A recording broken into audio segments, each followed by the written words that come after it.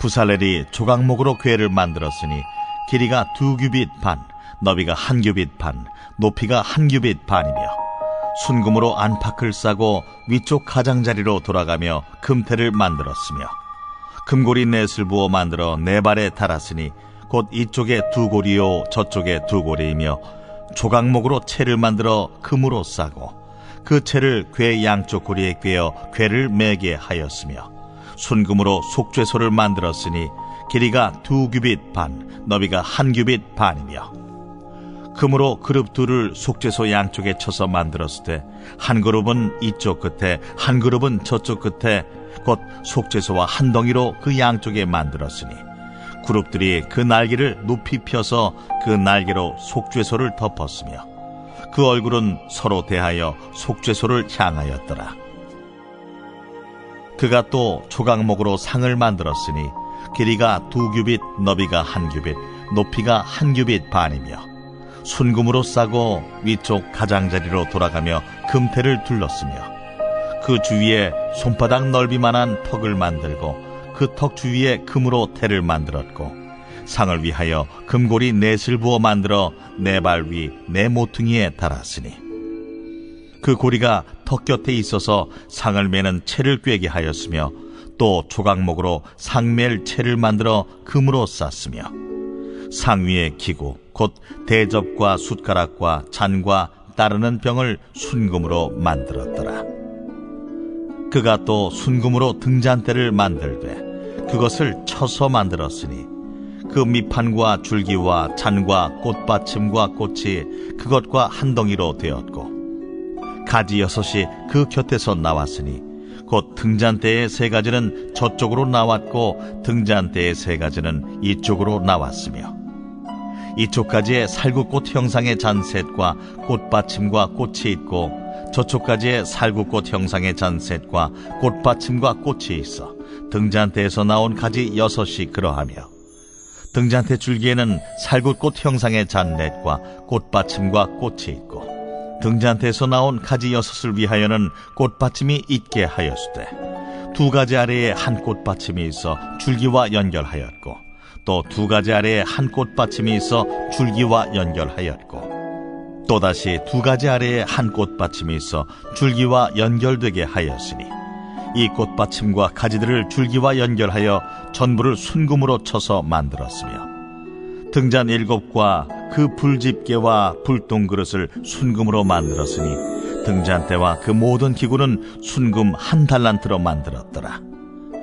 그가 또 조각목으로 분향할 제단을 만들었으니 길이는 1규빗이요 너비도 1규빗이라 네모가 반듯하고 높이는 2규빗이며 그 뿔들이 제단과 연결되었으며 제단 상면과 전후 좌우면과 그 뿔을 순금으로 싸고 주위에 금태를 둘렀고 그 태 아래 양쪽에 금고리 2를 만들었을 때 곧 그 양쪽에 만들어 제단을 매는 채를 꿰게 하였으며 조각목으로 그 채를 만들어 금으로 쌌으며 거룩한 관유와 향품으로 정결한 향을 만들었을 때 향을 만드는 법대로 하였더라.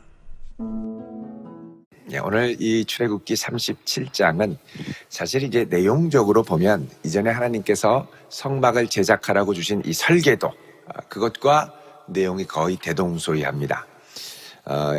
출애굽기 25장 10절부터 30절 사이에 하나님께서 이제 쭉 말씀을 하시고 그 이후에 말씀하셨던 모든 이것들, 그래서 여기 보시면 1절부터 5절까지는 조각목 궤, 그러니까 성궤입니다. 성궤. 그 다음에 속죄소, 그리고 떡상, 그리고 등잔대, 향단. 그러니까 이게 이제 성소와 지성소를 구성하는 아주 중요한 이 성전 기구들을 제작하는 과정입니다. 우리 화면 컨트라스트를 조금 높여주시길 바랍니다. 여러분, 하나님께서 이렇게 하면 좋겠다라고 이렇게 말씀으로 계획과 설계도를 주셨지만 이거를 실제로 실천하고 실행을 하다 보면 원래의 계획과는 이렇게 달라지기가 참 쉽습니다. 그러니까 상상 속에 있는 것을 현실 가운데 구현한다라는 건 만만치가 않지요. 그래서 전에도 우리나라에서 어떤 중국의 기업이 드론 택시 앞으로 이게 이제 유망하다. 그래서 시제품을 보여주고 이렇게 하니까 어마어마한 돈을 우리나라에서 거기에 지분을 투자하고 이렇게 했는데 나중에 보니까 그렇게 날아가면 얼마나 좋겠습니까마는 껍데기를 그럴듯하게 만든 것으로 이제 판명이 됐죠. 그래서 다들 화들짝 놀랐습니다. 우리가 투자한 게 이게 가짜 유령 회사에 투자했구나. 또 실리콘밸리 같은 데서도 보면은 아주 뭐 그럴듯하게 전에는 그 피 한 방울로 200가지 질병을 검출할 수 있다고 그래서 아주 센세이션이 일어났죠. 너도 나도 투자했는데 알고 보니까 10가지밖에 안 되고 나머지는 될 것이다. 이런 거를 이제 과장으로 이야기를 한 거죠. 늘 이제 마음은 원이로 돼 육신이 약하여 이게 실제로 잘 안 됩니다. 또 얼마 전에도 뭐 수소로 가는 미국의 신생 기업이 어마어마하게 잘 된다. 그래서 이게 앞으로 유망하다. 수소 트럭도 나오고 뭐 알고 보니까 안 가요, 트럭이.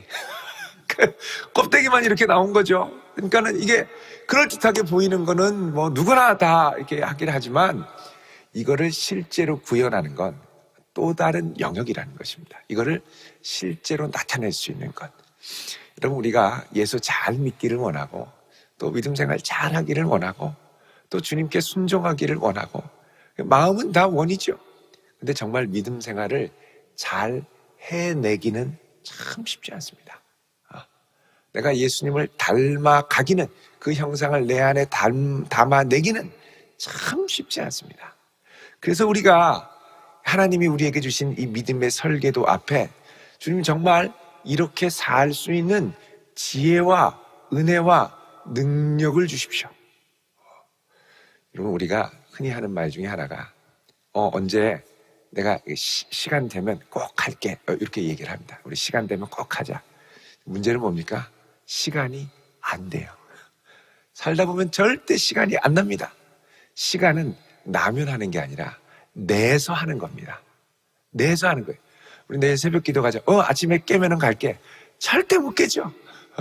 마음을 먹고 깨야 가는 겁니다. 그러니까 우리의 믿음 생활도 그렇고 우리의 인생 가운데 하나님의 역사하심과 도우심이 생생하게 나타나기를 원하면 우리가 하나님 앞에 지혜도 구해야 되고 능력도 구해야 되고 그래서 어떻게 해요? 아버지의 뜻이 하늘에서와 같이 땅에서도 이루어지도록 몸부림을 치는 거죠. 그러면서 그분의 역사를 경험하고 그분의 능력을 경험하고 이 과정이 성도에게는 말할 수 없는 행복이고 모험입니다. 너는 내게 구하라. 내가 너에게 구한 것을 이루어주겠다. 그럼 어떻게 해요? 구해야죠. 몸부림치며 이루어질 때까지 역사가 나타나요. 근데 될까? 어떤 사람은 열심히 기도해서 응답을 받지만 어떤 사람은 그 기도하는 시간에 될까? 고민만 하다가 끝나는 것이죠. 그러니까 여러분, 실제로 고민만 하다 끝나는 사람들이 너무너무 많습니다. 시간 나면 해야지 하는데 시간이 안 나는 사람들이 너무너무 많습니다. 그 인생은 나면 하는 게 아니고 되도록 주 앞에 붙들고 몸부림을 치는 것이죠. 자, 부살렐과 오홀리압, 하나님께서 주신 설계도를 실제로 이 땅에 구현해냈던 아주 훌륭한 장인들이었습니다. 하나님이 주셨던 그 설계도, 그 꿈을 정말 실생활에 그대로 이루어지도록 펼쳐냈던 사람이죠. 그래서 오늘 이 출애굽기 37장에는 실제로 하나님이 주신 설계도를 이 땅 가운데 구현해냈던 놀라운 역사를 기록한 겁니다. 그래서 내용으로 보면 비슷한 느낌이 있지만 앞에는 설계도고 이걸 그대로 이렇게 만들어냈다는 것은 보통 일이 아니죠. 자, 1절 보시면 부살렐이 조각목으로 궤를 만들었으니, 자, 너희는 이렇게 만들어라가 아니라 만들었으니입니다. 이게 하늘과 땅의 차이죠. 어마어마한 차이입니다. 기도해야지와 기도했어는 천지 차이죠. 기도해줘. 기도하기를 바래. 나도 내가 기도하기를 바래. 그러면 안 되고, 알았어. 그리고 끊으면 바로 무릎 꿇고 기도해야죠. 지나면 까먹습니다. 그래서 바로 기도하지. 바로. 아니면 적어놓든지 새벽에 와서 왕창 기도하든지. 조각목으로 궤를 만들었으니이죠. 그렇게 되려면 조각목을 찾아야 되고 조각목을 다듬어야 되고 그 치수대로 정교하게 짜야 되고 그 위를 금으로 덮어야 되는 겁니다. 이 한마디에는 엄청난 행동과 노력이 숨어 있다는 것입니다. 그래서 사실 이제 이거를 꿰뚫어 볼 수 있을 때 사람에게는 지혜와 믿음이 생기죠. 기꺼이 주를 따라가는 것, 이게 어떤 대가가 있을지는 모르다. 기꺼이 내가 따라가리라 할 때 실제로 따라가 보면 이게 어떤 것인지를 알 수가 있습니다. 그러면서 하나님의 능력을 경험하는. 그래서 여러분, 하나님의 능력은요, 내가 바라면서 주시는 능력이 있고 내가 달려가면서 주시는 은혜가 있습니다. 달려갈 때 주시는 은혜가 있습니다. 그냥 멀리서 이걸 해야 되나 말아야 되나 할까 말까 고민한다고 그게 절대 해결되지 않습니다. 이렇게 대충 계산을 해서 이게 오락가락 할 때는 일단 해보셔야 됩니다. 왜냐하면 오락가락 할 때는 내 통제와 이 계산 범위를 넘어가는 일이거든요. 그러면 어떻게 하냐면 들어가서 그 현장 가운데 역사하시는 하나님의 음성을 들어야죠. 하나님의 음성은 하기 전에 기도하면서만 듣는 게 아니라 순종하고 가는 중에 말씀하시는 하나님의 역사를 듣는 거죠.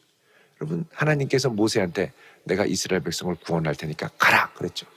모세가 아멘 하고 갔습니다. 근데 세상에 바로가 반대할 줄 알았나요? 보내라 그럼 보낼 줄 알았는데 뻗팅기죠. 그래서 그 과정을 씨름하며 하나님을 체험한 경험이 무엇입니까? 10가지 기적입니다. 10가지 기적은 순종해서 그 안으로 들어가지 않았으면 절대 경험할 수 없었던 복이죠. 물론 그 경험을 하는 과정은 스트레스가 좀 있습니다. 바로가 반대하고요. 보낸다고 그랬다가 안 보내고요. 이 똥꼬집을 막 다뤄야 되고요. 너무너무 마음이 힘들죠. 그런데 순종했더니 한 걸음 했더니 하나님이 절대 실족하지 않게 하시고 계속 붙들어 주시는 거예요. 계속. 그러다 어떻게 됩니까? 홍해가 나중엔 갈라지죠. 이 홍해 갈라지는 건 순종해서 홍해 앞까지 오지 않으면 절대 경험할 수 없는 겁니다. 머리가 좋은 사람은 안 갑니다. 하나님, 그 바다예요. 오면 우리 죽습니다. 그리고 절대 순종을 안 하죠. 아무리 생각해도 내가 하나님 음성을 잘못 듣는 것 같아. 그리고 다시 또 올라가서 기도하고 아닌 것 같아. 회의에서 모두가 원하는 방향으로 결정합니다. 이것처럼 위험한 게 없죠.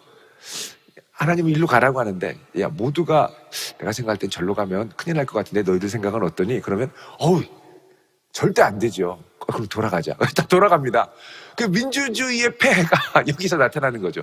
우리는 하나님의 뜻대로 가야 될 사람인데 모두가 원해서 가다 보면 이게 배가 산으로 가는 겁니다.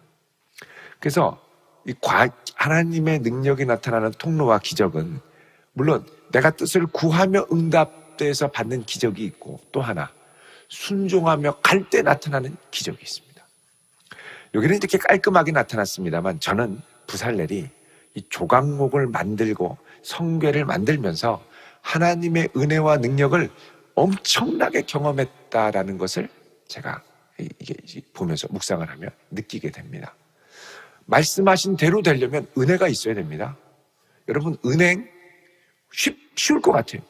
돈 받은 대로 입금 계산하고 나간 대로 출금 계산하고 얼마나 좋습니까? 컴퓨터로 다 계산하잖아요. 근데 끝나고서 결산할 때 계산기 두드리면 어떻게 됩니까? 꼭 빵꾸가 나요. 왜 빵꾸가 나는지 모르겠어. 이 돈이 어디로 도망갔는지 발 달린 것도 아닌데 계산하면 꼭 빵꾸가 납니다. 그거 메우고 계산하느라고 막 밤을 새고 이럴 때가 있죠. 그러니까 그게 딱딱 맞는 것도 은혜가 없으면 어려운 거죠. 여러분, 조각목을 하나님이 말씀하신 대로 만들려고 시도했더니 만든 대로 되더라. 기적입니다. 능력이에요. 여러분, 오늘 이 아침에 하나님 앞에 그런 은혜를 구할 수 있기를 바랍니다. 주님, 내게 주신 꿈과 소원을 주를 위하여 내어드리며 달려갈 때 주의 뜻대로 이루어지는 기적과 능력이 내 삶에 펼쳐지게 하옵소서. 여러분, 이런 능력을 맛볼 수 있기를 축원드립니다. 자, 부살렐이 궤를 만들었는데 규빗을 딱 맞추죠. 하나님 말씀하신 대로 2규빗 반, 대략 한 1.2m, 너비가 1규빗 반, 70cm, 높이도 1규빗 반, 딱 맞게. 그러면서 어떻게 해요? 순금으로 안팎을 쌌다. 여러분, 이 조각목을 위에는 쌀 수 있는데 아래를 밑으로 해서 이제 붙이는 거는 또 이제 어려울 수 있거든요. 모든 것을 정교하게 싸고 위쪽 가장자리로 가면서 금태를 만들고, 그러니까 이거를 만들기 위해서 광야에서 틀림없이 주조물을 만들고, 이 부를 때는 화덕 재련소를 만들고, 이런 어마어마한 뒷 배경에 이 인프라가 구축이 됐던 것이죠. 그 성경은 말하지 않지만, 그러니까 이 모든 공정을 생각하고 기도하며 만들어서 정교하게 만들어내는 이 모든 노력이 사실은 숨어 있습니다. 성경은 결과를 이야기를 합니다만 사실 그 배후에 부살레를 계속 언급한 이유는 뭐냐? 이게 구현되도록 몸부림을 친 부살렐의 지혜와 은혜와 순종이 있었다는 것이죠. 그래서 여러분, 우리는 부살렐 같이 쓰임 받아야 됩니다. 주님의 꿈을 정말 아름답고 속 시원하게 이루어드리는 사람들. 자, 그리고 금대 뒤에 옆에는 이제 3절에 보면 금고리 넷. 이거는 워낙 거룩한 성격이기 때문에 직접 들고 갈 수 없으니까 막대기를 꿰가지고서는 제사장이 어깨에 들어 매도록 한 것이죠. 6절에는 순금으로 속죄소를 만들었습니다. 이거는 조각목괴, 성괴의 덮개를 말하죠. 이걸 속죄소라고 합니다. 왜냐하면 여기에 제사장이 1년에 한 번씩 짐승의 피를 뿌려서 죄속죄함을 받기 때문이죠. 자, 속죄소를 만들었더니 길이가 2규빗 반, 너비가 1규빗 반, 똑같이 사이즈를 맞춰서 조각목괴하고 금으로 그룹 둘을 속죄소 양쪽에 쳐서 만들었다. 그룹이라는 건 케룹, 그래서 하나님을 가장 가까이 곁에서 보좌했던 천사들을 말합니다. 이 둘을 속죄소 양쪽에 딱 쳐서 만들었죠. 한쪽은 이쪽, 다른 한쪽은 저쪽. 그리고 날개를 높이 펴서 속죄소를 덮도록. 자, 여기에는 뭐가 나타나냐면 이 부살렐이 발휘할 수 있는 창의성의 영역이 나타납니다. 여러분, 하나님께서 내가 말한 대로 만들어라 하지만 실제로 이 그룹을 어떤 모양, 어떤 모습으로 만드느냐는 이 장인의 창의성의 영역이죠. 만들긴 하지만. 그래서 여기서는 하나님을 향한 거룩한 상상력이 필요합니다.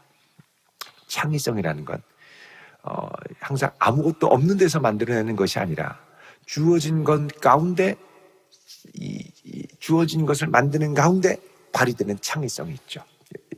사실 이제 오늘날 같이 아주 경쟁이 극화된 어떻게 보면 레드 오션이라고 하는데, 이럴 때 우리에게 필요한 것이 이 부분입니다. 아무것도 없는 데서 새롭게 할 수도 있지만 우리는 다 직장이나 사업이나 기존에 하던 그 안에서 하게 되죠. 근데 이거를 뛰어넘을 수 있는 창의성의 영역이 있다는 겁니다. 항상 예를 들면 공정을 개선하고 뭔가 새롭게 하는, 그때 하나님이 새롭게 하시는 은혜가 필요하죠. 그래서 이 그룹이 어떻게 생겼는지 모릅니다. 그래서 이스라엘에 가면 이 그룹이 어떻게 생겼는가 모형을 만들어 놓은 걸 쫙 돌아다니면서 보면 다 다르게 생겼어요. 이거는 어떻게 생긴지 모릅니다. 이거는 부살렐과 오홀리압이 하나님에게 허락받은 창의성의 영역이라는 것이죠. 자, 그래서 하나님의 발등상의 역할을 하는 이 속죄소를 만들게 됩니다. 그 다음 10절에 조각목으로 떡상을 만들었죠. 진설병은 하나님의 임재를 나타내는 상인데 이 상을 아름답게 만들어서 또 두게 됩니다. 그리고 나서 이제 17절로 가면 등잔대가 나오죠. 여러분, 이 등잔대도 자세하게 이렇게 설명이 되어 있습니다만 이게 실제로 어떻게 생겼는가는 또 조금씩 다 다릅니다. 그러니까 결국은 이것도 뭐냐? 창의성의 영역이라는 것이죠. 그래서 등잔대를 만들어서 그것을 치고 밑판과 줄기와 잔과 꽃받침과 꽃이 만들어서, 이걸 이제 메노라라고 하죠. 가운데 줄기가 있고 유대인의 촛대, 양쪽에 가지가 3개씩 해서 7개의 촛대가 있는. 여러분, 이게 사실 오늘날까지 남아있으면 어떤 모양으로 되어 있는지를 우리가 짐작을 할 수 있습니다. 촛대도 굵기가 다 달라요. 이게 이제 살구나무라고 여기 되어 있는데, 살구꽃 형상, 19절에 살구꽃 형상, 살구가지. 그래서 이 살구나무를 두껍게 보는 사람이 있고, 살구나무를 얇게 보는 사람이 있고, 그래서 보면 아름드리 소나무도 있을 수 있고, 겨우 10년생 소나무가 있을 수 있잖아요. 다 다릅니다. 자, 이게 사실 오늘날까지 남아있었으면 좋겠습니다만, 이게 주후 70년에 예루살렘 성이 함락되면서 그 성을 함락시킨 사람이 로마의 디도 장군입니다. 티투스. 나중에 황제가 되죠. 이 디도 장군이 함락했을 때 예루살렘 성전까지 들어가서 거기에 있는 메노라를 가지고서는 이제 돌아갔죠. 로마로 가져갔죠. 메노라. 그래서 성전 몰락 후에 없어졌습니다. 그래서 아직까지 이게 어떻게 생겼는지 누구도 모릅니다. 단 우리가 알 수 있는 건 뭐냐? 이제 이 창의성을 발휘해서 최선을 다해 아름답게 만들었다. 또 다른 한편으로는 이거는 예루살렘 성전이 몰락한 후에 이제 성전에 비춰야 될 빛이 사라졌다는 뜻입니다. 성전 안에서 제사는 이 메노라의 불빛이 비추어져야 드릴 수 있었죠. 성전 시대는 끝난 겁니다. 그럼 그 후에는 뭐냐? 말씀이 육신이 되어 우리 가운데 빛으로 오신 예수 그리스도의 빛을 통해서 예배드리는 시대가 온 것이죠.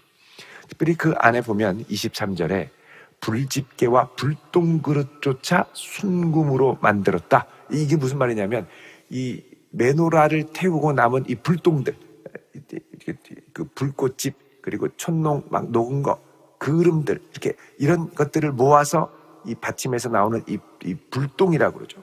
이 잔 찌꺼기들. 자, 요것들을 담는 것도 순금으로. 다른 말로 하면 성전 안에서 불똥조차 하찮게 취급하지 않고 모든 것이 하나님 앞에 거룩하게 드려지는 그런 모습을 보여줍니다.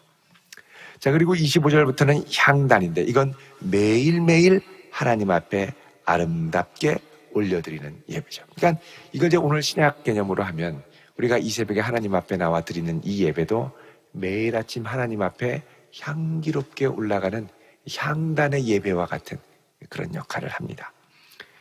자, 이렇게 해서 29절에 보면 거룩한 관유 향품까지 정결한 향을 만들되 향을 만드는 여기 보면 법대로 하였더라. 그대로 순종해서 이게 실제의 삶에, 실제의 현실에 존재할 수 있도록 만들었다는 겁니다. 자, 이런 면에서 설계도는 하나님이 주셨지만 이것을 실제에 나타나게 하는 아주 이 중요한 역할을 이제 오홀리압과 그의 백성들이 구현하고 순종했던 것을 보게 되죠. 여러분, 우리가 가는 걸음을 통해 하나님 나라의 아름다운 이상들이 실제의 삶 가운데 구현될 수 있기를 축원드립니다. 이게 나타나려면, 나타나는 걸 보는 건 좋으나 나타나려면 그 안에 많은 은혜가 필요합니다. 그 은혜를 구하고 그 역사를 구하며 하나님을 많이 체험하고 그 은혜를 많이 경험할 수 있는 복된 성도 되시길 주님의 이름으로 축원드립니다. 기도하겠습니다. 거룩하신 아버지 하나님, 감사합니다. 이 한날도 하나님의 능력으로 주의 백성들을 붙들어 주시고 가는 걸음걸음마다 인도하여 주옵소서. 특별히 하나님, 주의 뜻이 우리의 삶 가운데 하늘에서와 같이 땅에서도 이루어지기를 원합니다. 주의 은혜 없이 나아갈 수 없음을 고백합니다. 주의 크신 은혜와 능력으로 붙들어 주사 역사하여 주시옵소서. 예수님 이름으로 기도드립니다. 아멘.